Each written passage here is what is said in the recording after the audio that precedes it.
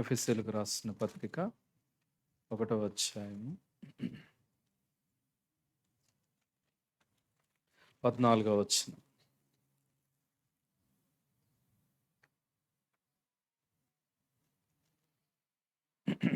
పద్నాలుగో వచనము చదువుకుందాం.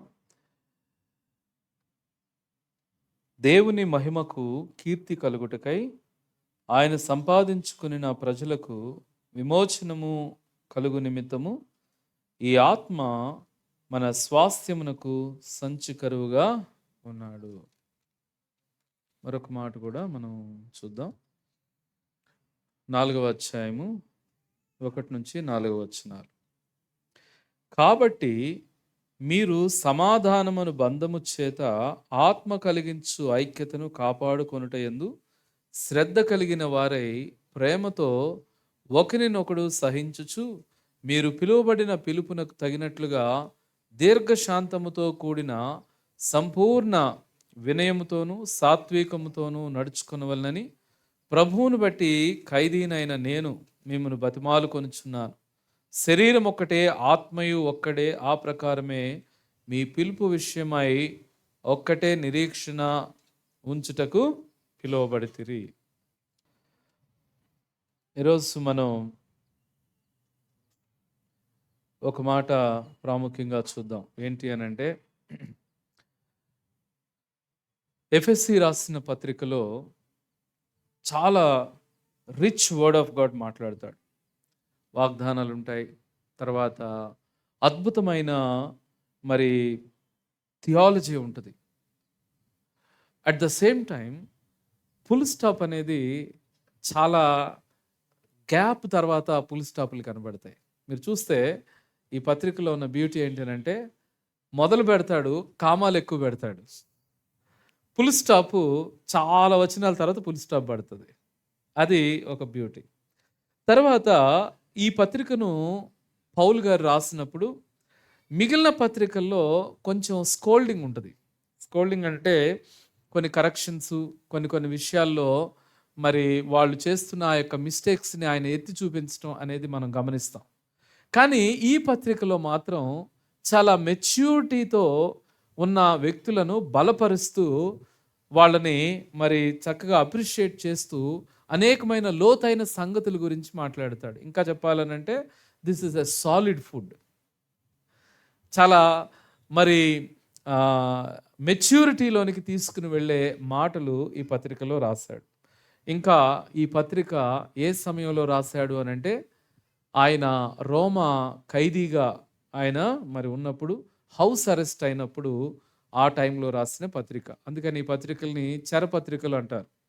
చెరపత్రికలు అని అంటే ప్రిజన్ ఎపిజల్. ప్రిజన్ ఎపిజల్ అని అంటే ఎఫెసీలకు రాసిన పత్రిక, తర్వాత చెప్పండి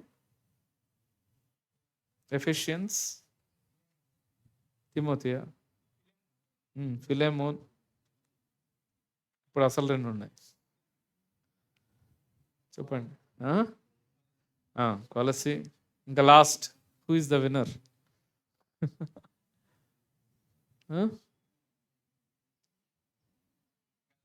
ఫిలిపియన్స్. ఇంకా మీరు అన్నీ చెప్పేట్టున్నారు. ఫిలిప్పీలకు రాసిన పత్రిక, ఎఫెసీలకు రాసిన పత్రిక, తర్వాత కొలసీలకు రాసిన పత్రిక, ఫిలెమోనుకు 4 ఎపిజల్స్ని ప్రిజన్లో రోమ్ అరెస్ట్ అయినప్పుడు రాసిన పత్రికలు. అయితే ఈ పత్రికల్లో చాలా మంచి కంటెంట్ని ఆయన కూర్చుని ఒక్కొక్క అంశాన్ని ఆయన రాసుకుంటూ వెళ్ళాడు. ప్రిజన్ ఎపిజల్స్లో ఉన్న ఒక బ్యూటీ ఏంటి అని అంటే, మిగిలినవన్నీ మూమెంట్లో పరిచయం చేసుకుంటూ వెళ్ళినప్పుడు రాసినవి, ఇవి మాత్రం ఇక ఎక్కడికి కదలకుండా ఒకచోట కూర్చోబెట్టి రాసినవి. అందుకని కొంచెం డెప్త్ ఎక్కువ ఉంటాయి ఈ పత్రికల్లో. ఎందుకని కాస్త కూర్చుని నిమ్మళంగా ఆలోచించి అంశాలు బై అంశాలు రాసుకుంటూ వెళ్ళటం. సో ఈరోజు మనము స్థిరపరచబడటం, దేవునిలో స్థిరంగా నడవటం అనే విషయాన్ని ఈరోజు మనం ఆలోచన చేద్దాం. ఎప్పుడు మనం స్థిరంగా ఉండగలుగుతాం? టెక్నాలజీ మారిపోతుంది, తర్వాత ఇంకేమేమి మారిపోతున్నాయి, ట్రెండ్స్ ఫ్యాషన్స్ మారిపోతున్నాయి, తర్వాత రిలేషన్షిప్స్ మారిపోతూ ఉన్నాయి, వాల్యూస్ మారిపోతున్నాయి, మోరల్స్ మారిపోతున్నాయి. ఇటువంటి అనేకమైనవి మారిపోతున్న ఈ లోకంలో బాధాకరమైన విషయం ఏంటంటే విశ్వాసులు కూడా మారిపోతున్నారు. అయితే ఈరోజు మన పాయింట్ ఏంటంటే స్థిరముగా దేవునిలో కట్టబడటానికి మనము ఆత్మీయంగా ప్రభు మనకు అనుగ్రహించిన వనరులలో ఒక ఇంపార్టెంట్ విషయం ఏదనంటే దేవుడు తన ఆత్మను మనకు అనుగ్రహించి మనలను స్థిరపరచటము. ఈరోజు ఈ పత్రికలో మనం మరి ఒక పోర్షన్కి మనం ఫిక్స్ అవ్వట్లేదు, కానీ ఈ పత్రిక అంతటిలో నుంచి ప్రాముఖ్యమైన ఒక 5 అంశాలు మనం చూడటానికి ప్రయత్నం చేద్దాం. పరిశుద్ధాత్మ దేవుడు మన జీవితాల్లో ఆయన అనుగ్రహించే కార్యాలు ఏంటి అనేది మనం 5 విషయాలు చూస్తాం. సో మొట్టమొదటిగా మనము మొదటి పత్రికలో 14వ వచనంలో ఏం చూస్తామనంటే, దేవుని మహిమకు కీర్తి కలుగుటకై ఆయన సంపాదించుకొనిన ప్రజలకు విమోచనము కలుగు నిమిత్తము ఈ ఆత్మ మన స్వాస్థ్యమునకు సంచకరువుగా ఉన్నాడు. మొట్టమొదటి వచనం ఏదనంటే, పరిశుద్ధాత్మ దేవుడు మన యొక్క హృదయంలో ఆయన నివాసం చేస్తూ ఆయన ఏం చేశాడనంట, ఒక అడ్వాన్స్ పేమెంట్గా మనకు అనుగ్రహించాడు. సాధారణంగా ఒక ఇంటిని మనం రెంట్కి తీసుకోవాలనుకున్నప్పుడు టూలెట్ బోర్డు తీసేయాలి అని అంటే మనం ఏం చేయాలి? వాళ్ళకి అడ్వాన్స్ పే చేయాలి. ఒకవేళ నువ్వు అడ్వాన్స్ ఇవ్వకపోతే ఆ బోర్డు అలానే ఉంచుతాడు. ఎందుకనంటే ఎవరైనా వచ్చి తీసుకోవచ్చు. కానీ అడ్వాన్స్ నువ్వు పే చేసావు అని అంటే కన్ఫర్మేషన్ ఇచ్చేసావు, ఈ హౌస్ నేను పక్కాగా తీసుకుంటాము అని. మరి పరలోకానికి యేసుక్రీస్తునందు విశ్వాసం ఉంచిన వ్యక్తి పరలోక రాజ్యానికి వెళతాడు అని అనటానికి దేవుడిచ్చిన కన్ఫర్మేషన్ ఏంటి? అందుకేనండి ఒక అద్భుతమైన అంశం ఏదనంటే, మిగిలిన విశ్వాసాలతో పోల్చినప్పుడు క్రైస్తవ జీవితంలో ఉన్న క్రైస్తవ విశ్వాసంలో ఉన్న ఒక బ్యూటీ ఏంటి అని అంటే నిశ్చయత గురించి మాట్లాడతాడు. బ్యాంకులు కూడా మీ డబ్బు మా దగ్గర పెట్టుకోండి, మీ డబ్బు భద్రం అంటారు. కానీ ఎన్ని బ్యాంకులు దివాళా తీసినాయి, బ్యాంక్రప్ట్ అయిపోయినాయి? హిస్టరీ చూస్తే అటువంటి బ్యాంక్రప్ట్ అయిపోయిన బ్యాంక్స్ లేకపోలేవు. కానీ వాళ్ళు స్టార్ట్ చేసినప్పుడు ఇచ్చిన క్లెయిమ్ ఏంటి? ఖచ్చితంగా మీ యొక్క సొమ్ము భద్రం మా దగ్గర అని చెప్పారు. కానీ ఈ రోజు లేవు. మనుషులు కొంతమంది చెప్తారు ఏంటి అని అంటే, ఇక నీ విషయంలో నేను ఎప్పుడు ఏం మిస్టేక్ చేయను, నీతోనే ఉంటాను, నీకు తోడుగా నిలబడతానంటారు. ఎంతమంది విడిచిపెట్టి వెళ్ళిపోయే వాళ్ళు ఉంటారు కదా? చాలామంది ఉంటారు. అయితే ఈరోజు మనం చూడాల్సింది ఏంటంటే, నిజమైన రక్షణకు నిశ్చయత అనేది చాలా అవసరం. ఈరోజు మరి పాప జీవితంలో ఉన్న మానవునికి, పాపంలో కొనసాగుతున్న మానవునికి రక్షణ అనేది ఏంటి అని అంటే, ఈ యొక్క మరి భూలోకాన్ని మనం విడిచిపెట్టిన తర్వాత మరొక జీవితం ఉంది. ఆ నిత్యత్వంలోనికి, నిత్య జీవంలోనికి మనం నడిపించబడతాము అని అనటానికి ఎక్కడ మనకి ఆ యొక్క నిశ్చయత కలుగుతుంది, అష్యూరెన్స్ అని అంటే, బైబిల్లో ఎంత అద్భుతంగా ప్రభు చెప్పాడంటే, ఒకటి సిలువ రక్తము ద్వారా నువ్వు కొనబడ్డావు అన్నాడు. ఏంటండి? ఫస్ట్ అంట మనల్ని కొనుక్కున్నాడంట. ఇదేంటి సార్, నేనేమైనా వస్తువునా నన్ను కొనుక్కోవటానికి అని అంటే, అక్కడ రాస్తాడు వేరే ఎవరికో డబ్బులు ఇచ్చి కొనుక్కున్నాడని కాదు. దాని మీనింగ్ ఏంటనంటే, ఆయన తన ప్రాణాన్ని పెట్టి మన పాపములకు రావాల్సిన శిక్షను ఆయన తీసుకుని ఆ శిక్ష అనే దాన్ని వెల చెల్లించి మనల్ని విడిపించాడు. ఇప్పుడు ఆ శిక్ష వేసింది ఎవరు? దేవుడే ఆ శిక్షను వేశాడు. ఎందుకు అనంటే, అవిధేయతతో, పాపముతో మానవుడు దేవునికి దూరం అయిపోయినప్పుడు దేవుడిచ్చిన యొక్క శిక్షని మళ్ళా దాని నుంచి తప్పించటానికి ఆయనే వచ్చి తన ప్రాణాన్ని పెట్టి మనకేం పెట్టాడనంటే క్షమాపణ ఇచ్చాడు. మీరు చెప్పండి, కోర్టులో తీర్పు తీరుస్తారు, ఇదిగో వీడు చేసిన మిస్టేక్కి ఈ విధమైన పనిష్మెంట్ అంటారు. అదే కోర్టు మళ్ళీ క్షమాభిక్ష పెట్టే అవకాశం ఉంది. తీర్పు తీరుస్తుంది. ఎందుకంటే న్యాయాన్ని స్థాపించాలి, నీతిని స్థాపించాలి కాబట్టి. కానీ అదే కోర్టు ఏం చేస్తుందనంటే తన యొక్క జీవితాన్ని బట్టి క్షమాభిక్ష పెట్టే అవకాశం ఉంటుంది. కానీ ఇక్కడ దేవుడు చేసింది ఏంటంటే మనలో ఉన్న ఎటువంటి యోగ్యతలు చూడకుండానే మనం ఇంకనూ పాపులమై ఉండగానే, మనం ఇంకనూ దేవునికి దూరస్థులమై ఉండగానే ఆయన మన కొరకు తన ప్రాణాన్ని పెట్టాడు. ఆయన వెల చెల్లించాడు. అందుకని ఆయన మనల్ని విడిపించాడు. ఫస్ట్ది ఏంటనంటే నీవు చేసిన శిక్షని, నీవు చేసిన పాపమునకు శిక్షని ఆయన తీసుకున్నాడు. ఇది మొదటి స్టేజ్. రెండవ స్టేజ్ ఏంటనంటే తన ప్రాణాన్ని అర్పించాడు. తరువాత మరొక కార్యం చేశాడు. ఏంటనంటే పరిశుద్ధాత్మ దేవుడు మన హృదయంలోనికి వస్తాడు. ఇది నువ్వు ఎక్కడా కనుగొనలేవు. గొర్రెలను తీసుకుని వచ్చి బలిస్తే నీ పాపాన్ని పోవటం గురించి మాట్లాడలా. అందుకే అంటాడు కదా, గొర్రెల యొక్క కోడెల యొక్క రక్తం నీ పాపాన్ని పరిహరించలేదు.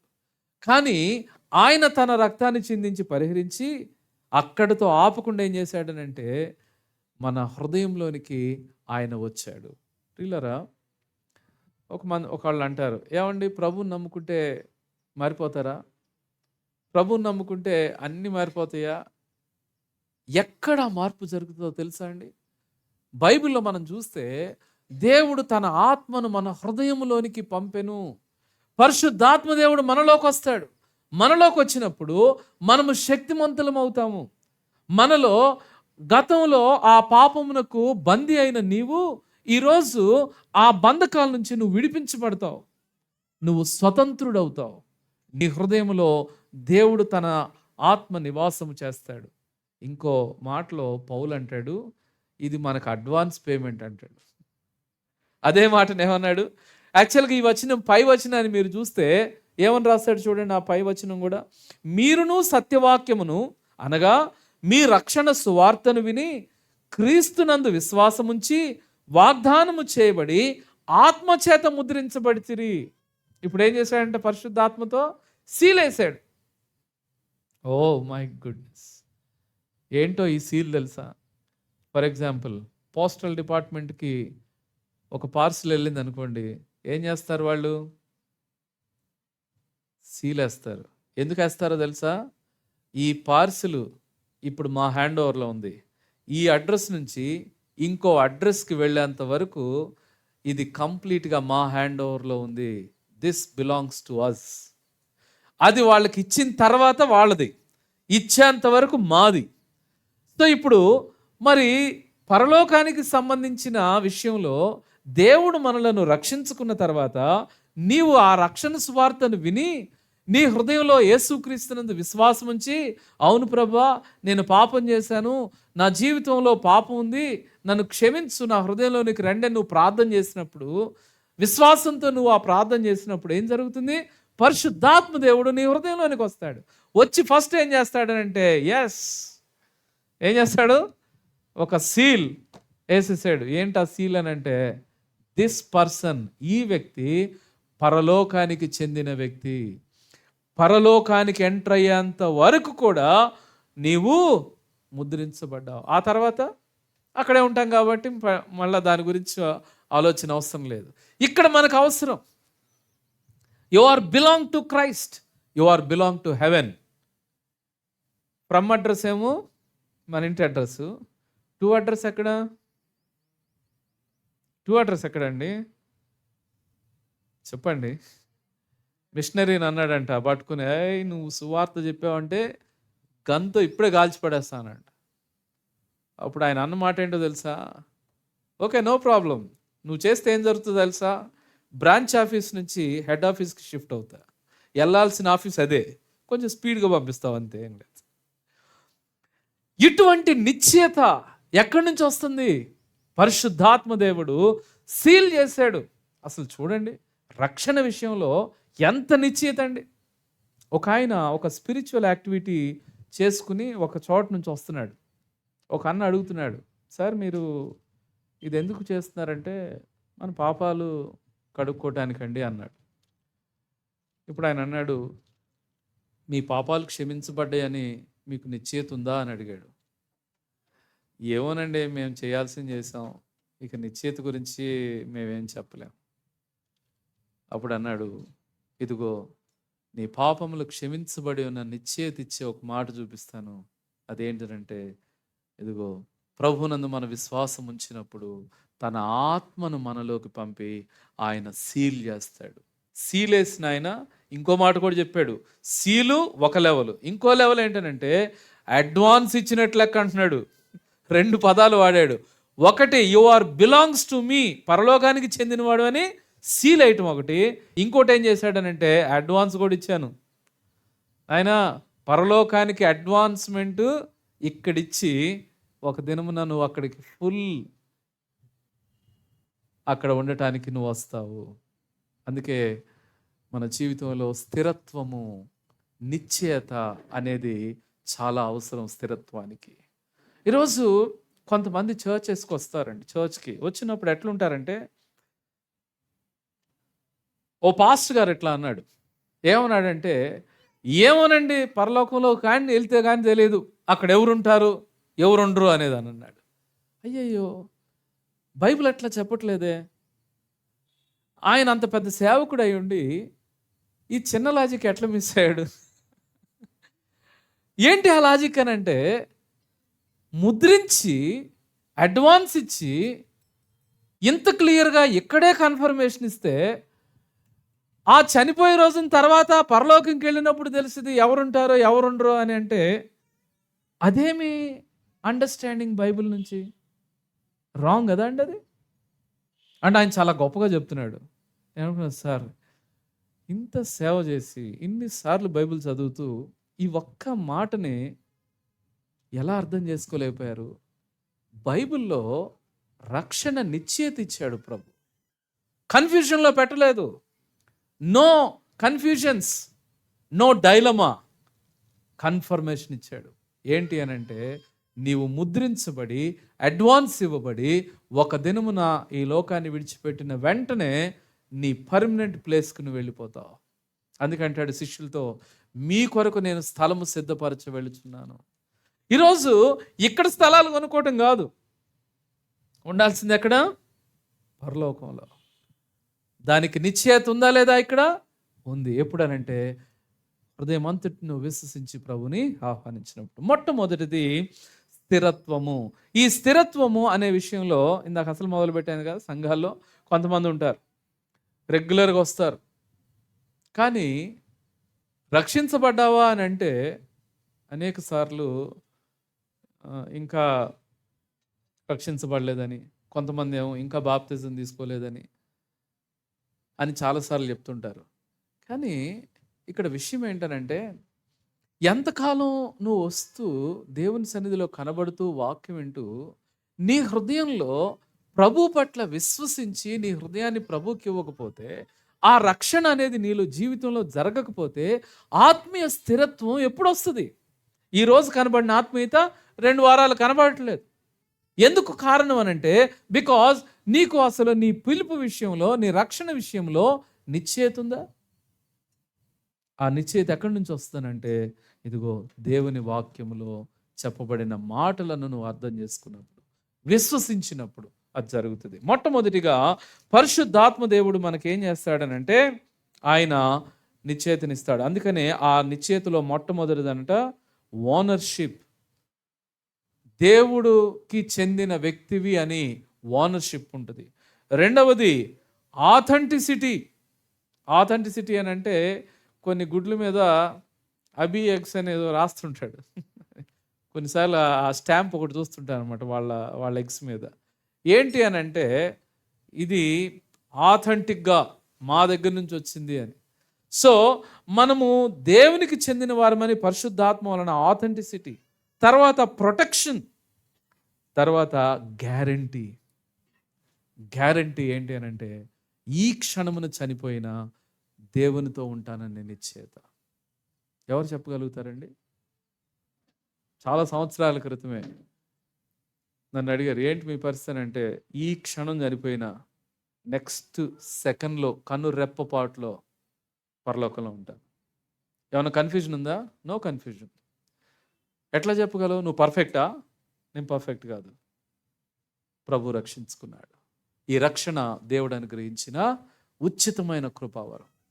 ప్రియులరా, మనము ఏమీ చేయకుండానే దేవుడు మనకు అనుగ్రహించిన ఒక వరము రక్షణ. తర్వాత రెండో విషయాన్ని మనం చూద్దాం. మొట్టమొదటిదేమో సెక్యూరిటీ అంటాను నేను దీన్ని. Eternal security. నిత్యత్వంలో మనం భద్రపరచబడ్డాం క్రీస్తు ద్వారా. రెండవది 4వ వచనంలో 4వ అధ్యాయంలో మనం చూసినట్లయితే చూడండి, 4వ అధ్యాయము 1 నుంచి. కాబట్టి మీరు సమాధానమును బంధము చేత ఆత్మ కలిగించు ఐక్యతను కాపాడుకొనుట యందు శ్రద్ధ కలిగిన వారై ప్రేమతో ఒకరినొకడు సహించుచు మీరు పిలువబడిన పిలుపుకు తగినట్లుగా దీర్ఘశాంతముతో కూడిన సంపూర్ణ వినయముతోనూ సాత్వికముతోనూ నడుచుకొనవలనని ప్రభువును బట్టి ఖైదీనైన నేను మిమ్మల్ని బతిమాలు కొనుచున్నాను.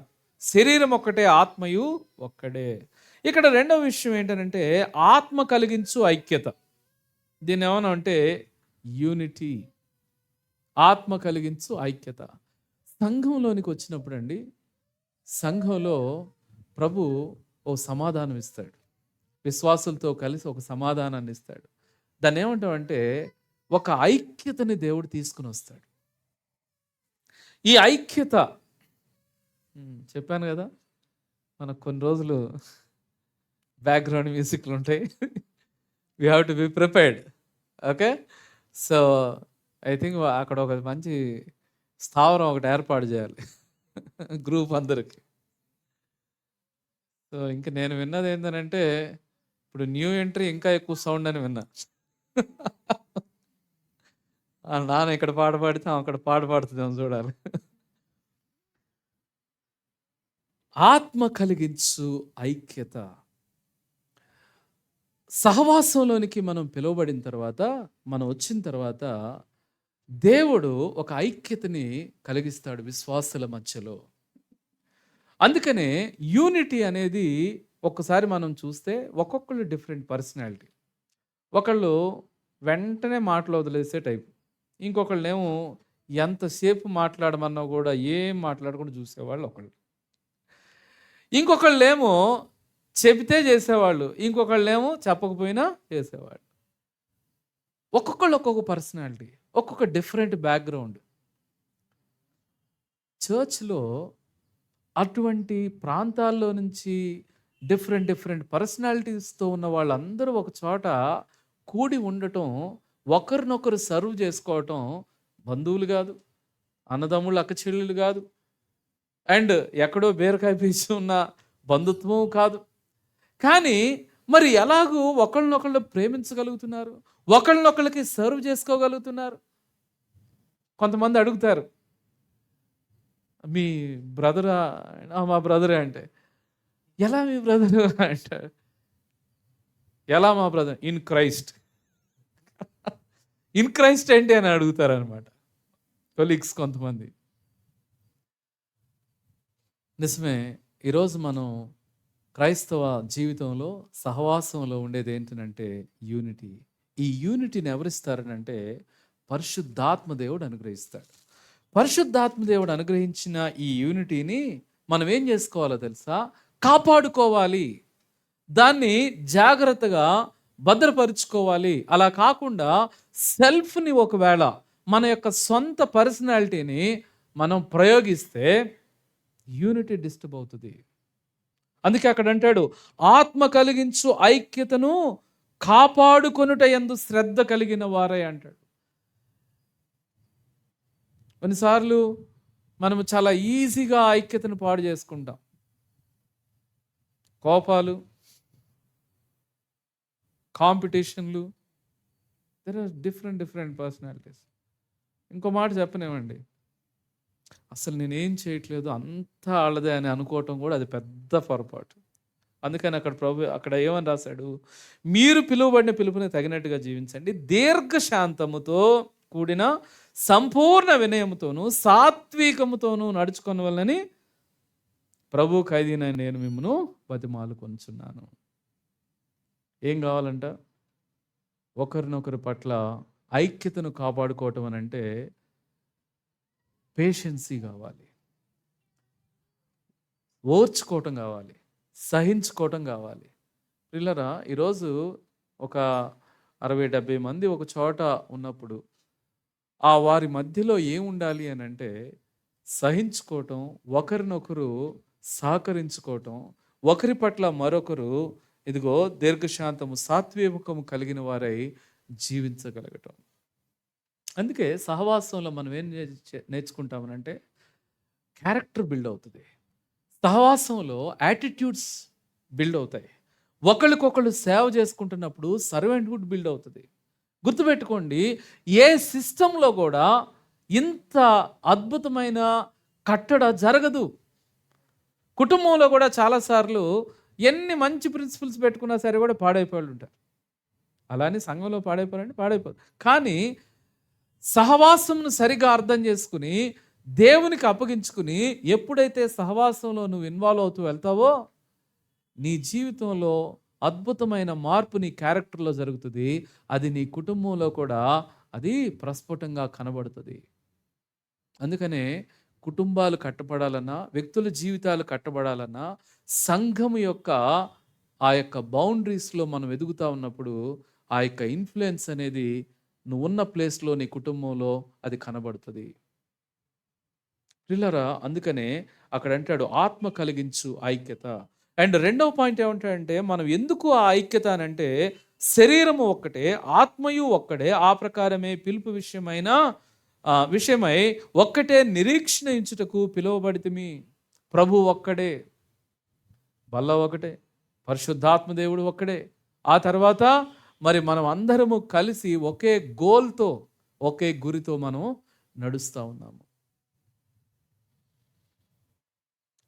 నా ఫ్రెండ్స్ కొంతమంది అంటారు, వాళ్ళ మీటింగ్స్ కూడా జరిగినప్పుడు, మన మీటింగ్స్కి వచ్చినప్పుడు కొంతమంది ఇచ్చే ఫీడ్బ్యాక్ ఏంటి అని అంటే, ఒక డిఫరెన్స్ నేను అబ్జర్వ్ చేశాను. మిగిలిన వాళ్ళందరూ వేరే చోట్ల వచ్చి వెళ్ళిపోతుంటారు. వాళ్ళ పేరు లేకపోతే వాళ్ళకి ప్రాపర్ ఆ యొక్క వాల్యూ కానీ అది ఇవ్వకపోతే వాళ్ళు కనబడరు. కానీ ఇక్కడ చూసిన ఒక డిఫరెన్స్ ఏంటనంటే, ఒక ఫ్యామిలీగా అందరూ ఒకళ్ళనొకళ్ళు పలకరించుకునే తీరు, ఒకళ్ళనొకళ్ళు సర్వ్ చేసుకునే తీరు, ఒకళ్ళకొకళ్ళు కన్సర్న్ చూపించే విధానాలు చూస్తూ ఉన్నప్పుడు ఇట్ ఈస్ డిఫరెంట్. ఇది కొంచెం డిఫరెంట్గా ఉంది. ఎందుకు అనంటే బికాజ్ ఒకే ప్రభువు, ఒకే పరిశుద్ధాత్మ దేవుడు అందరిని ఒక యూనిటీలో నడిపిస్తున్నాడు కాబట్టి. రెండవది ఏంటనంటే యూనిటీలో ఉండవలసింది ఏమిటంటే హ్యూమిలిటీ. తర్వాత మూడో విషయాన్ని మనం గమనించాం. చూడండి, 4వ అధ్యాయం 25వ వచనం.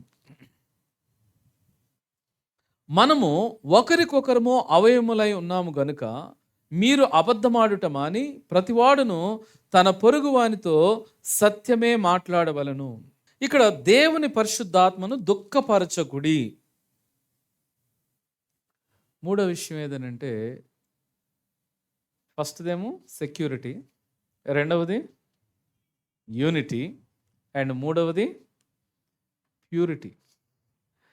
ఏంటి ఆ ప్యూరిటీ అని అంటే అక్కడ అంటాడు అబద్ధమాడుట మాని పొరుగువానితో సత్యమే చెప్పాలి, ట్రూత్ఫుల్గా జీవించాలి. లోపల ఒకటి బయటకు ఒకటి ఉన్నట్లుగా జీవించకూడదు. ఎస్ అంటే ఎస్, నో అంటే నో అన్నట్లుగా మన జీవితాలు ఉండాలి. అంత మాత్రమే కాదు, సూర్యుడు అస్తమించే వరకు మీరు కోపపడుడు కానీ పాపం చేయకుడి, సూర్యుడు అస్తమించే వరకు మీ కోపము నిలిచి ఉండకూడదు. ఇవన్నీ ఏంటండి? క్యారెక్టర్కి సంబంధించిన విషయాలు.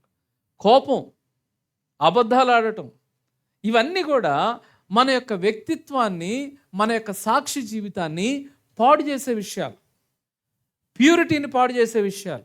అందుకనే అక్కడ రాస్తాడు, ఇటువంటి కార్యాలు జరుగుతున్నప్పుడంట పరిశుద్ధాత్మ దేవుడు లోపలుండి ఏం చేస్తాడు? ఆయన దుఃఖపడతాడు. అందుకనే పరిశుద్ధాత్మ దేవుడు స్థిరత్వంలో మనల్ని నడిపించడంలో ఆయన లోపల ఏం చేస్తాడనంటే, ఆయన దుఃఖించినప్పుడు నీ హృదయానికి నెమ్మది ఉండదు, నీ జీవితంలో సంతోషం ఉండదు.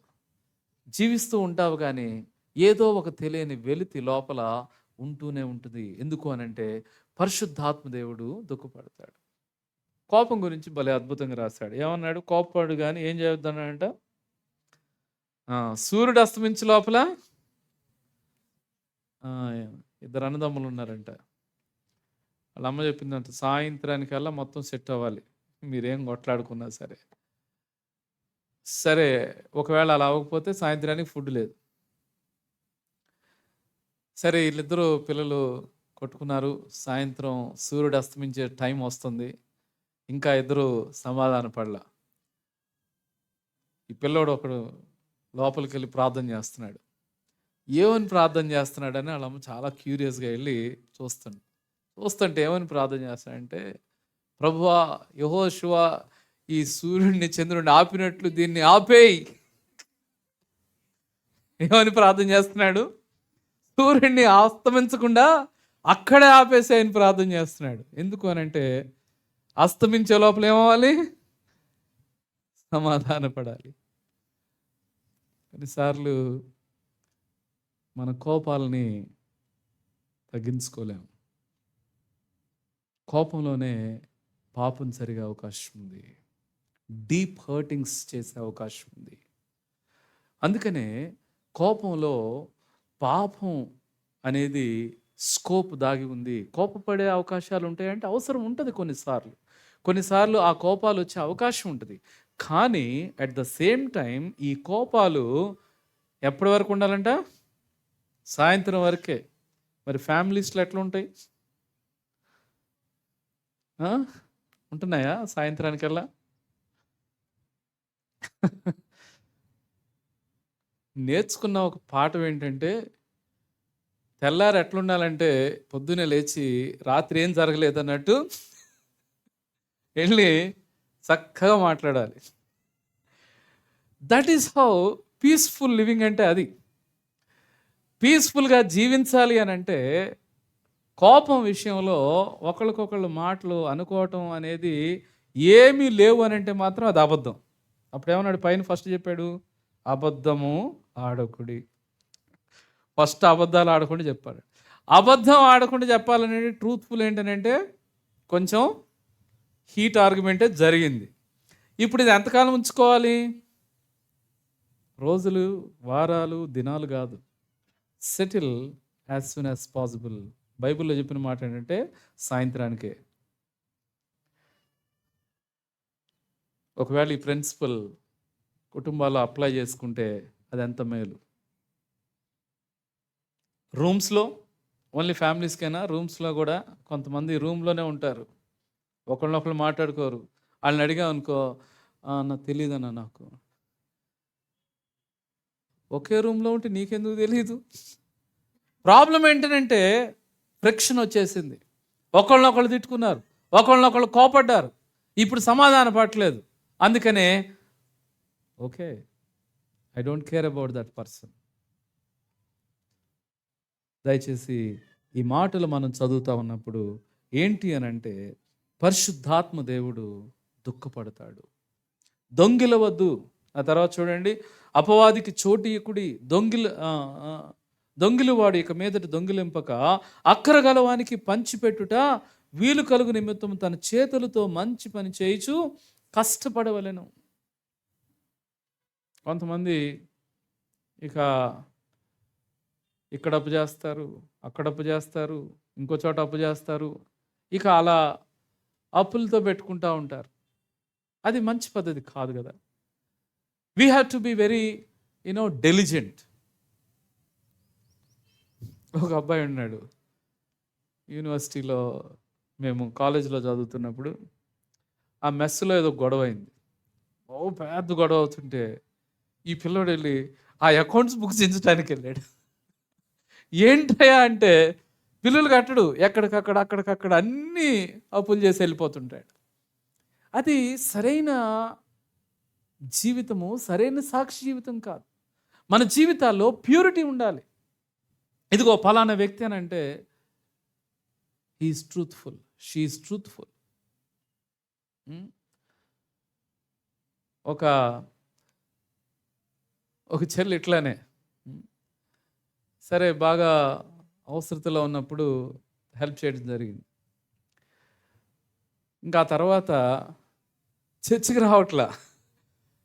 సరే ఓకేలే అనుకుని తర్వాత ఎప్పుడు ఇంకొకళ్ళు ఎవరో ఫోన్ చేశారు. ఆళ్ళ దగ్గర కూడా తీసుకున్నారంట. వాళ్ళ దగ్గర మాట్లాడిన తర్వాత అరే అని ఫోన్ చేస్తే ఆ తర్వాత ఇక ఫోన్ లిఫ్ట్ చేయడం ఆపేసి. చాలా బాధ అనిపిస్తది కొన్నిసార్లు. ఎటువంటి సాక్షి జీవితాలను మనం కట్టుకుంటున్నాం?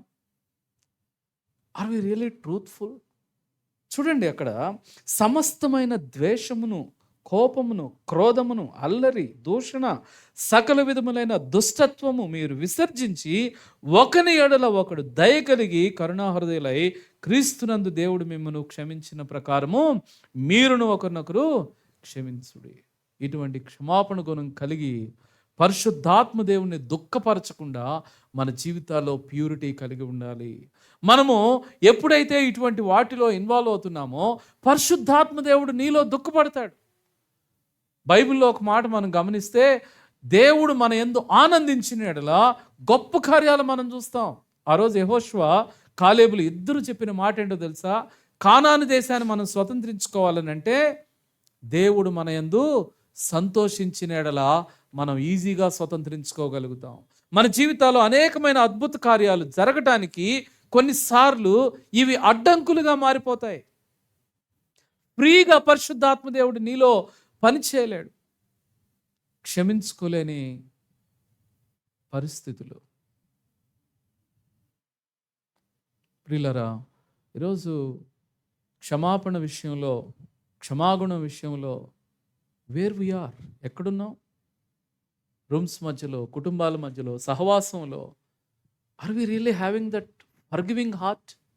క్షమాపణ గుణం అనేది ఉందా? మనం నేర్చుకోవాలి, దానిలో ఎదగాలి. ఆ టైంలో మనం ఎప్పుడైతే ఎదుగుతామో పరిశుద్ధాత్మ దేవుడు మనలో ఫ్రీగా పనిచేస్తాడు. నువ్వు దేవుని ఆత్మశక్తి చేత నింపబడతావు.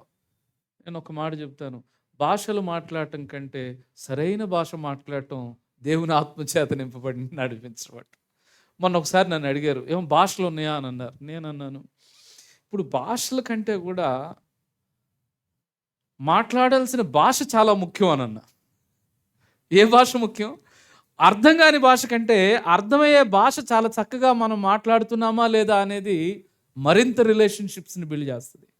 మాట్లాడాల్సిన చోట మాట్లాడాల్సిన మాటలు మాట్లాడినప్పుడు ఇంకా గొప్ప కార్యాలు జరుగుతాయి. అందుకే ఇక్కడ రాస్తాడు, ఏమనంటాడు? ఎటువంటి మాటలు మాట్లాడాలనంట చూడండి. దుర్భాష ఏదైనను మీ నోట రానియకుడి. ఆ తర్వాత పైన 29లో వినువారికి మేలు కలుగునట్లు అవసరమును బట్టి క్షేమాభివృద్ధికరమైన అనుకూల వచనమే పలుకుడి గాని దుర్భాష ఏదైనను మీ నోట రానియకుడి. ఏమండి, మీకు చాలాసార్లు చెప్పాను కదా, నేను రక్షించబడిన కొత్తలో ఆంటీ గారు వచ్చారు, మా దగ్గర ఉన్న ఆంటీ గారు వచ్చి, అయ్యా నువ్వు చక్కగా దేవుళ్ళు ఎదుగుతున్నావు, ఆత్మ వచ్చిద్దా నీదా నీ మీద? నేనన్నాను, సరే ఆత్మ వచ్చిద్దా అని అంటే అది సరే చెప్పండి అన్న. మా కోళ్ళకి ఆత్మ వచ్చింది తెలుసా అంది. అవునా అంటే ఇక ఆమె అసలు ప్రార్థన చేస్తా ఉన్నప్పుడు ఒకసారిగా ఒక భాషలు అవన్నీ కూడా. తర్వాత ఒకరోజు మాట్లాడుతున్నప్పుడు ఏంటి అని అంటే ఇంట్లో ఎన్నో సమస్యలు, ఎందుకు మీరు ఒక్కళ్ళే వండుకుంటున్నారు, వాళ్ళతో పాటు కలిసి తినొచ్చు కదా అని అంటే మా కాళ్ళు పెట్టదా అని. మరి మొన్నగా ఆత్మ వచ్చింది అన్నారన్న. ఆ వచ్చినప్పుడు అట్లా ఉంటుంది, నేనప్పుడు ఇంకో విధంగా ఉంటుంది. ఏమండి, ఇది ఇది స్పిరిచువాలిటీ కాదు. This is not a spirituality.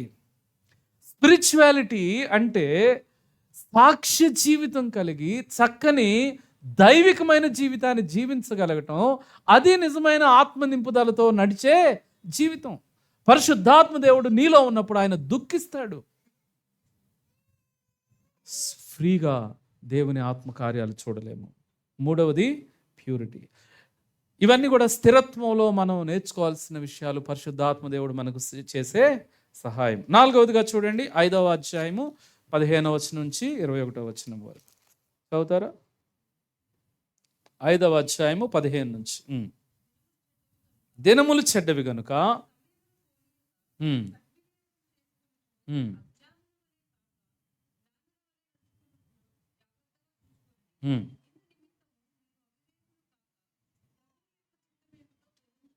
హ్మ్.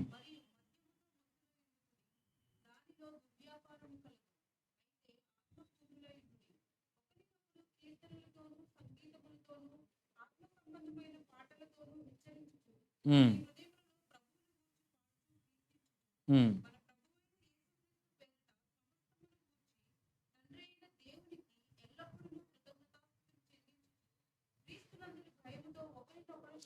ఆ! చాలండి. ఇక్కడ నాలుగో విషయం ఏంటనంటే, దినములు చెడ్డవి గనుక మీరు సమయమును పోనీయక సద్వినియోగం చేసుకోనండి. Value the time. ఈరోజు బిగ్గెస్ట్ సవాలు యవనస్తులకు గాని, ప్రతి ఒక్కరికి ఉన్న సవాలు ఏందనంటే, టైము చాలా ఈజీగా వేస్ట్ చేసుకుంటున్నాం. దినములు చెడ్డవి, సమయమును పోనీయొద్దని ఎందుకన్నాడు? దినములు చెడ్డవన్నప్పుడు సమయం గురించి ఎందుకు మాట్లాడాడు? ఎందుకు అనంటే, దినములు చెడ్డవి అనంటే, ఇదిగో ఈరోజు చూడండి, ఒక మొబైల్ ఫోన్ తీసుకోండి. ఎంత టైం గడిచిపోతుంది చూడండి. జస్ట్ రోజంతా కూడా నువ్వు మొబైల్ ఫోన్‌లో కూర్చొని, సాయంత్రం వరకు బోర్ కొట్టుకోకుండా నువ్వు దాని మీదే కూర్చోగలవు. అటువంటి కంటెంట్ ఈరోజు జనరేట్ అవుతా ఉంది. పెద్దోళ్ళే కాదు, చిన్నపిల్లలు. చిన్నపిల్లలేంటి, అక్కడ మా పాప ఎంత? సంవత్సరంన్నర. ఆమె ఫుడ్ అంటది. అదిగో చూడండి ఇప్పుడే మొబైల్ పట్టు కూర్చుంది. సరే, వాళ్ళు చూసేది ఏదనంటే వాళ్ళ లెక్క వేరు. వాళ్ళని డిసిప్లిన్ చేసుకుంటూ వెళ్తాం.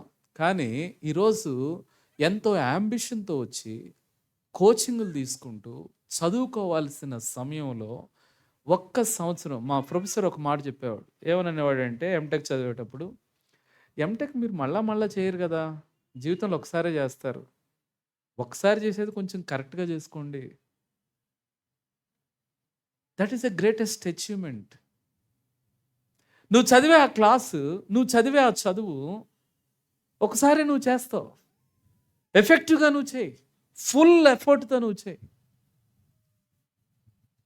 ఈరోజు మనము గమనించినట్లయితే సమయమును పోనివ్వటం విషయంలో ఈజీగా పోనించేస్తా ఉన్నాం. అందుకే అంటాడు సద్వినియోగపరచుకోండి. రెండవది ఏమనంటాడనంటే do the will of God. దేవుని యొక్క చిత్తమేదో చూడండి అక్కడ ఏమంటాడు? మరియు మద్యముతో మత్తులై ఉండకుడి, దానిలో దుర్వ్యాపారం కలదు. అయితే ఆత్మపూర్ణులై ఉండుడి. దానిపైన ఒక వచనం. ఇందు నిమిత్తం మీరు అవివేకులు కాక ప్రభు యొక్క చిత్తమేమిటో గ్రహించుకొనుడి. Know the will of God and do the will of God. And మూడవది ఏంటనంటే ఇదిగో చక్కగా అందరూ విశ్వాసులతో కలిసి ఆత్మ సంబంధమైన సంగీతములతోనూ పాటలతోనూ హెచ్చరించుచు మీ హృదయములలో ప్రభువుని గురించి పాడుచు కీర్తించుడి. మూడు మూడు విషయాలండి. మొట్టమొదటిదేమో సమయమును పోనీక సద్వినియోగపరచుకోనండి. రెండవదేమో దేవుని చిత్తమేదో తెలుసుకోండి. No the will of God. చాలామంది దేవుని చిత్తం అంటే వాళ్ళకి అదేదో ఒక పెద్ద ప్రాక్టీస్ అని అనుకుంటారు. దేవుని చిత్తమును చాలా ఈజీగా మనం అర్థం చేసుకోగలుగుతాం. ఎప్పుడో తెలుసా? ఫస్ట్ నువ్వు ప్రార్థన చేసుకుంటా ఉన్నప్పుడు. నువ్వు ప్రార్థన చేస్తున్నప్పుడు దేవుని చిత్తం నీకు తెలుస్తుంది. సింపుల్ ఎగ్జాంపుల్, పౌలు శీల ఇద్దరు కూడా ఏషియాలో పరిచర్య చేశారు. నెక్స్ట్ ప్లేస్ ఎక్కడికి వెళ్ళాలని వాళ్ళు ఏం చేస్తున్నారంటే దేవుని చిత్తం ఏంటి అని వాళ్ళు ప్రార్థన చేస్తున్నారు. ప్రార్థన చేస్తా ఉన్నప్పుడు అద్భుతంగా ప్రభు ఏం నడిపించాడు? మాసిదోనియాకు రండి అని పిలిచాడు. మాసిదోనియా నుంచి ఒకడు దర్శనమిచ్చి మా ఎద్దుకొచ్చి సువార్త చెప్పు అని అన్నాడు. అప్పుడు వెంటనే వాళ్ళు యూరోప్ కదిలారు. ఈరోజు యూరోప్లో Christianity majority of the group ఎవరనంటే క్రిస్టియానిటీ. కారణం ఏంటో తెలుసా? దేవుని చిత్తాన్ని తెలుసుకుని వారు చక్కగా ఆ యొక్క ఖండంలోనికి, ఆ ప్లేస్లోనికి వాళ్ళు వెళ్ళటం జరిగింది. మన జీవితాల్లో ఎప్పుడైతే దేవుని చిత్తాని కోసం ఆ విధంగా ఆశపడతామో, ఆతృత పడతామో, దేవుని కార్యాలు, బలమైన కార్యాలు మనం చూడగలుగుతాం. నీ జీవితంలో దేవునికి ఒక చిత్తం ఉంటుంది. నువ్వు అడుగు ప్రభుని, ప్రభువా వాట్ ఈజ్ యువర్ విల్? ఈరోజు మార్నింగ్ చాలా కలవరంతో ఆలోచిస్తున్న అంశం ఏదనంటే ఈ ఏరియా గురించే. ఐఎమ్ సీరియస్లీ థింకింగ్ దేవుని యొక్క చిత్తము మన జీవితాల్లో జరిగించబడాలి. ఈరోజు లాట్ ఆఫ్ ఆపర్చునిటీస్ ఉన్నాయి, లాట్ ఆఫ్ కన్ఫ్యూజన్ ఉంది. వీటన్నిటి మధ్యలో నీకు ఏది మేలో తెలుసా?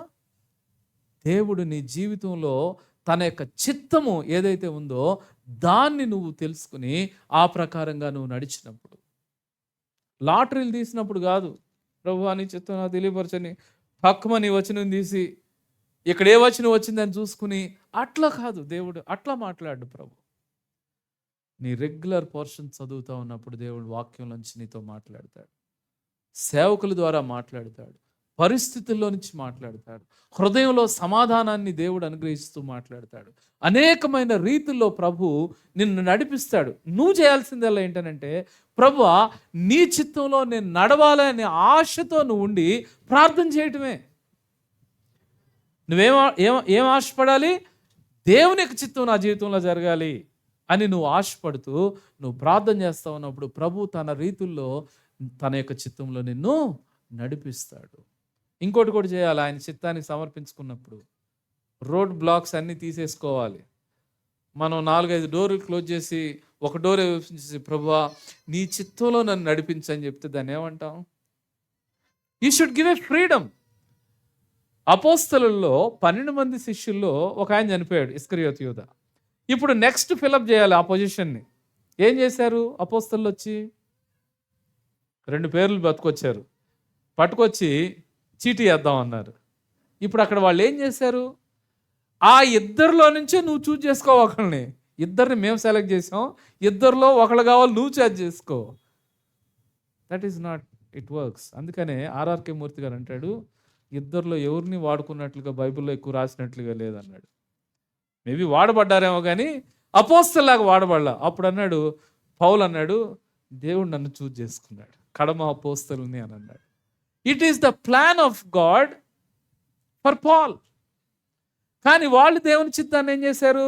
ఆ 2 చీటీలు వేసి ఈ రెండిట్లో ఒకటి సెలెక్ట్ చేయమని వాళ్ళు అడుగుతూ ఉన్నారు. అందుకనే మన జీవితంలో దేవుని చిత్తం అని అంటే, ప్రభువా ఐఎమ్ ఓపెన్, నీ చిత్తంలో నన్ను నడిపించు, నేను విల్లింగ్గా ఉన్నాను ఎటువైపు నడవాలో నడవటానికి. నువ్వేమో అన్ని పారామీటర్లు పెట్టుకుంటావు, ఎట్లా ఉండాలి అబ్బాయి, అట్లా ఉండాలి అబ్బాయి, లేకపోతే అమ్మాయి ఎట్లా ఉండాలి, ఇట్లా అన్నీ పెట్టుకుని ప్రభువా నా జీవితంలో మ్యారేజ్ విషయంలో నీ చిత్తమే చేయి ప్రభువా. నువ్వేమో అన్ని డోర్లు మూసేసావు, మూసేసి నువ్వేమంటున్నావు అంటే నీ చిత్తమే అని అంటున్నావు. That is not how it works.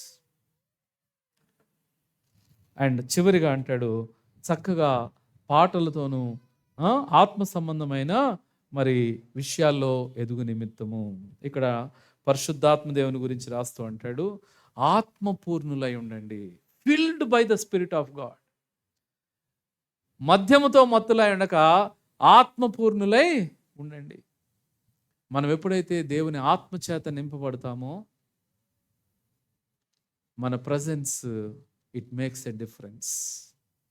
అందుకే మనం ప్రార్థన చేయాల్సిన, ప్రభువా ఈ దినమునకు మీరు కావలసిన మీ కృపను, మీ ఆత్మ నింపుదలను నాకు అనుగ్రహించండి. ప్రార్థనల్లో ఇది ఒక అద్భుతమైన ప్రార్థన. ఏంటి అని అంటే, నీ ఆత్మతో నన్ను నింపు ప్రభువా, నీ శక్తితో నన్ను నింపు ప్రభువా. ఎప్పుడైతే నువ్వు పరిశుద్ధాత్మ దేవుని మీద అంతగా ఆధారపడతావో ఆ రోజు నువ్వు చాలా బలమైన కార్యాలు చూడగలుగుతావు. ప్రతి దినము నువ్వు దేవుని మీద ఆధారపడటం నేర్చుకోవాలి. ప్రతి దినము కూడా నువ్వు ఏ పని నువ్వు చేస్తున్నా సరే కూడా నువ్వు ప్రార్థించాల్సింది ఏంటంటే, పరిశుద్ధాత్మ దేవా నీవు నాకు సహాయం చేయి ఇదిగో ఈ పని చేయటానికి. నిజమేనండి. నేను యూనివర్సిటీలో ఉన్నప్పుడు చాలాసార్లు ఆ స్టార్టింగ్లో పరిశుద్ధాత్మ దేవుని గురించిన డాక్టర్ని అదంతా నేర్చుకున్న తర్వాత నా ప్రార్థనలో వచ్చిన ఫస్ట్ మార్పు ఏంటంటే, depending on the spirit of God.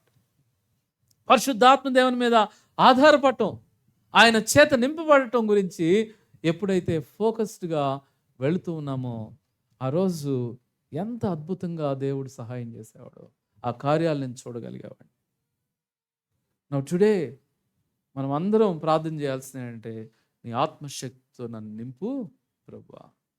అయితే ఇంకొంచెం విపరీతమైన ఎక్స్‌ట్రీమ్స్ ఉన్నాయి. ఆత్మచేత నింపబడటం అనంటే కొన్ని కొన్ని సార్లు చాలా డిఫరెంట్ ఎమోషనల్ స్టేట్‌లో వెళ్ళే విషయాలున్నాయి. కానీ అర్థం చేసుకోండి ఏంటనంటే, ఆత్మచేత నింపబడటము అనంటే శక్తివంతమైన విశ్వాస జీవితం కలిగి ఓ విశ్వాసిగా జీవించగలగటం. అది ఆత్మచేత నింపబడటం అనంటే. ఆ తర్వాత ఫైనల్‌గా మనం చూసినట్లయితే చూడండి 6వ అధ్యాయము 10వ వచనం నుంచి. తుదకు ప్రభు యొక్క మహాశక్తిని బట్టి ఆయన యందు బలవంతులైయుండుడి. మీరు అపవాది తంత్రములను ఎదిరించుటకు శక్తిమంతులగునట్లు దేవుడిచ్చు సర్వాంగ కవచమును ధరించుకొనుడి. ఏలయనగా మనము పోరాడున్నది శరీరులతో కాదు, కానీ ప్రధానులతో అధికారులతో ప్రస్తుత అంధకార సంబంధములగు లోకనాథులతో ఆకాశ మండలమునందున్న దురాత్మల సమూహములతో మనము పోరాడుచున్నాము. 18వ వచనం, ఆత్మ వలన ప్రతి సమయమందును ప్రతి విధమైన ప్రార్థనను విజ్ఞాపనను చేయుచు ఆ విషయమై సమస్త పరిశుద్ధుల నిమిత్తము పూర్ణమైన పట్టుదలతో విజ్ఞాపనము చేయుచు మెలకువగా ఉండుడి. అండ్ ఫైనల్లీ 5వది ఏంటంటే, మనము సర్వాంగ కవచం ధరించుకుని ఏం చేయాలంట? ఏం చెప్పాడు? హెల్మెట్ పెట్టుకో అన్నాడు. తర్వాత నెక్స్ట్ ఏం పెట్టుకోవాలి?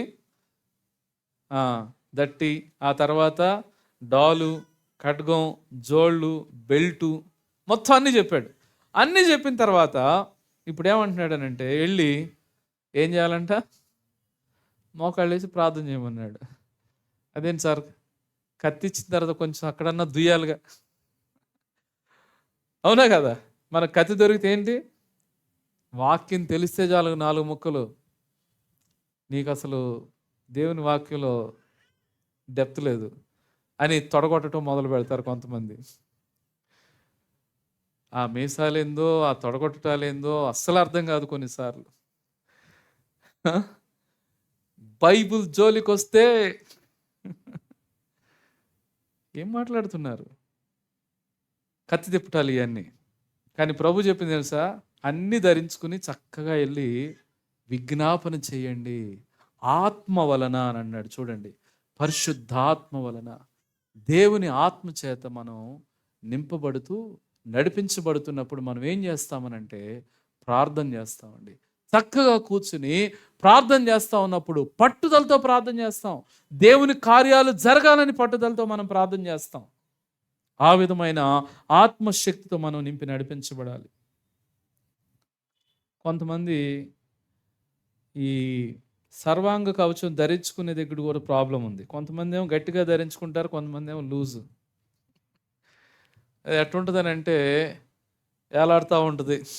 దట్టి డాలేమో తుప్పు పట్టినట్టు ఉంటుంది, కత్తి ఏమో మొండి కత్తిలా ఉంటుంది, జోళ్ళేమో అరిగిపోయిన జోళ్ళు, బెల్ట్ ఏమో లూజ్ బెల్ట్. ఇప్పుడు మీరు చెప్పండి, ఈ సర్వాంగ కవచం ధరించుకున్నాడు పరిస్థితి ఎట్లుంటుంది? సర్వాంగ కవచంలో లోటుపాట్లు ఉండటం ఒక ఎత్తు, రెండవది ధరించుకున్నవాడు చేయవలసింది ప్రార్థన. అందుకే ఇందాక నేను చెప్తా ఉన్నాను కదా, మనకి ప్రార్థన తక్కువైంది. దేవుని ఆత్మశక్తితో గొప్ప కార్యాలు ఎప్పుడు నువ్వు చేయగలుగుతావు తెలుసా? విజ్ఞాపన ప్రార్థన. విజ్ఞాపన ప్రార్థన అంటే ఏంటి తెలుసా? ఇంటర్సెషన్ అంటే ప్రార్థనలో రకాలు ఉన్నాయి కదా. వ్యక్తిగత ప్రార్థన ఒకటి, తర్వాత ఇంకోటి విజ్ఞాపన ప్రార్థన.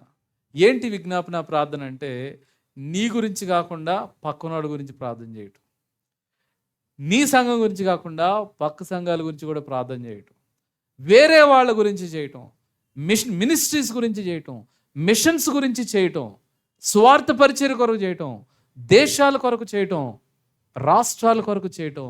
ఇది విజ్ఞాపన ప్రార్థన. ఇంటర్సెషన్ అనేది ప్రతి ఒక్కళ్ళం కూడా నేర్చుకోవాలండి. మన ప్రార్థన ఏంటంటే మంచి కిరాణా లిస్ట్ ఒకటి ఉంటుంది. జావి ప్రభువా, బిల్డింగి ప్రభువా, తర్వాత కారీ ప్రభువా, అన్నీ మందే పెద్ద లిస్ట్ ఉంటుంది అన్నమాట. మొత్తం చిన్నప్పుడు పిల్లల్ని ప్రార్థన చేయమంటే ఏమనంటారు? Bless daddy, bless mummy, bless చెల్లి, బ్లెస్ ఉంటాయి కదా. మా వాళ్ళు చిన్నపిల్లల్ని ప్రార్థన చేయమన్నప్పుడు నాన్న ప్రార్థన చేయగానే వాళ్ళు వరుసగా పెట్టి బ్లెస్ బ్లెస్ ఎవ్రీబడి చెప్తారు. మన ప్రార్థనలు కూడా చాలా వరకు అంతవరకే ఉంటాయి, ఆ చిన్నపిల్లల ప్రార్థన వల్లే ఉంటాయి. కానీ విజ్ఞాపన ప్రార్థన ఏంటనంటే ప్రేయింగ్ ఫర్ అదర్స్. ఈరోజు సంఘానికి వచ్చాం, మాట్లాడుతూ ఉన్నప్పుడు ఫలానా వ్యక్తితో మాట్లాడుతూ ఉన్నప్పుడు వాళ్ళ గురించి తెలుసుకుంటా ఉన్నప్పుడు కొన్ని విషయాలు నీ ప్రార్థనాంశాలుగా ఎందుకు మారట్లేదు? విజ్ఞాపన లేదు. సువార్త గురించి కొన్ని విషయాలు, ఇదిగో సమస్యలు వస్తున్నాయని మరి కొంతమందిని ఈ విధంగా దాడి చేస్తున్నారని తెలిసినప్పుడు ఎందుకు అవి నీకు ప్రార్థనా పాయింట్లుగా కన్వర్ట్ అవ్వట్లేదు? ఎందుకు నీకు ఆ భారం, ఆత్మ పరితాపం కలగట్లేదు? Because you don't have a spirit of intercession. విజ్ఞాపన ప్రార్థన లేదు. ప్రియులారా, గంట ప్రార్థన చేస్తే సవాల్ ఏంటనంటే 45 మినిట్స్ ఇంటర్సెషన్ చేయి, 15 మినిట్స్ నీ కొరకు ప్రార్థన చేయి. Definitely you will see a greater result. వేరే వాళ్ళ ప్రార్థనాంశాలు తీసుకోండి, రాసుకోండి. కొన్ని ప్రార్థన లిస్టులు ఉన్నాయి, ఫోటోలు తీసుకుని వెళ్ళండి. ఒక గంట ప్రార్థన చేయాలనుకుంటున్నాను అనుకున్నప్పుడు వారంలో 1 గంట 2 గంటలు నువ్వు ప్రార్థన కూర్చున్నప్పుడు ఈ అంశాలన్నిటిని బట్టి ప్రార్థన చేసి ఆ తర్వాత నీ వ్యక్తిగతమైన అవసరతలు చెప్పు. అందుకే అంటాడు సర్వాంగ కవచం ధరించుకోవటం, రెండవది పట్టుదలతో ప్రార్థన చేయటం, ప్రార్థనలో విజ్ఞాపన ప్రార్థన చేయగలగటం. 5 విషయాలు మనం చూసాం. మొట్టమొదటిది సెక్యూరిటీ, రెండవది యూనిటీ, మూడవది ప్యూరిటీ, నాలుగవది స్పిరిచువాలిటీ, ఐదవది విక్టరీ.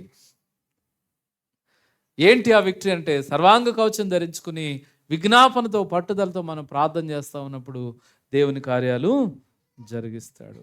వీటన్నిటి వెనకాల ఉన్న ఒకే ఒక వ్యక్తి ఎవరండి? పరిశుద్ధాత్మ దేవుడు. మొట్టమొదటిగా ఆయన్ని ముద్రించాడు, సీలేశాడు.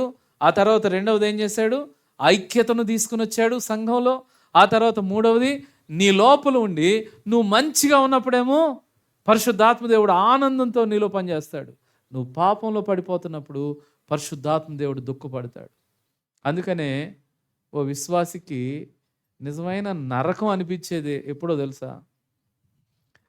ఒక సైడ్ ఏమో ఆత్మీయంగా బ్రతకాలనిపిస్తుంది, ఇంకొక సైడ్ ఏమో శరీర కోరికలు క్రియలు జరుగుతూ ఉంటాయి.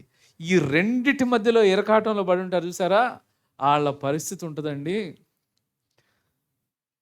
వాళ్ళ పరిస్థితి అంటే వాళ్ళ పరిస్థితి మన పరిస్థితి చాలాసార్లు ఉంటుంది అట్లానే.